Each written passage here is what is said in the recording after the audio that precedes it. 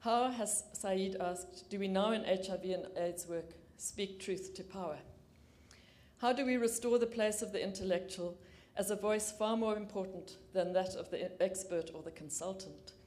How does the intellectual position itself as more legitimate than the technocrats and the technicians of prevention?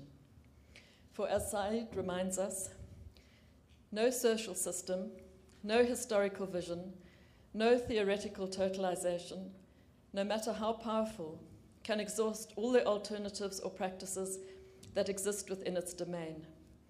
There's always the opportunity to do something else, to formulate an alternative and not to remain silent or to capitulate. So much that is written about HIV and AIDS has created blocks of knowledge that support prevailing orthodoxies and set up the very conditions under which it is difficult to challenge these worldviews. Good scholarships can and must undo these structures, and we have an obligation as social theorists to battle against the grand narratives sanctioned by the official orthodoxy. But to challenge such grand narratives and orthodoxies and to produce a counter-alternative can only be done when one first has a serious understanding of what the orthodoxy and the narrative is in the first place. This requires of us a self-reflection and a critical stance towards how one produces, accepts, and acts on knowledge, and in fact lays an additional burden of scholarship on social scientists because they need to become familiar with and critical of the biomedical narratives and orthodoxies in the way that those who produce them seldom feel compelled to reflect and think. Working, as I said earlier, in both the epicenter of the epidemic and in a post-colonial society and region means developing the skill to be both in and of the colonial heritage and in and of the cultural and historical resistance.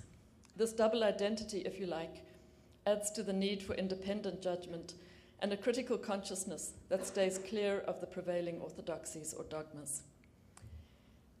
All our work has political implications, and it is correct that it does so.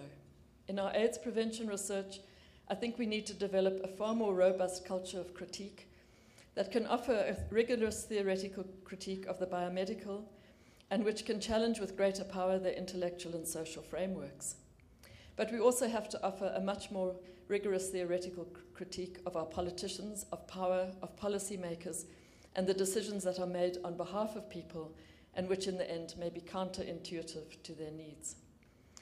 Much of what we do in social science and in AIDS prevention research fails to make enough of an impact because we have not yet created a worldview that fascinates the biomedics, that fascinates the policymakers, and that fascinates the general population, and persuades them to investigate and understand more fully the social constructions of reality. In AIDS prevention research, I think we need now to find intellectual ways to become public intellectuals, to challenge the orthodoxy and to ensure that this orthodoxy is not developed as the status quo or the mainstream. And to conclude with perhaps my favorite quote from Said, when he said, "I have never felt myself to belong to any establishment of any kind or any mainstream. I'm interested," he said, "in mainstreams. I'm jealous of them. I sometimes occasionally envy people who belong to them, because I certainly don't. But on the whole, I feel they are the enemy. I feel that authorities, canons, orthodoxies, establishments are really what we are all up against, because they deaden our thought." Thank you.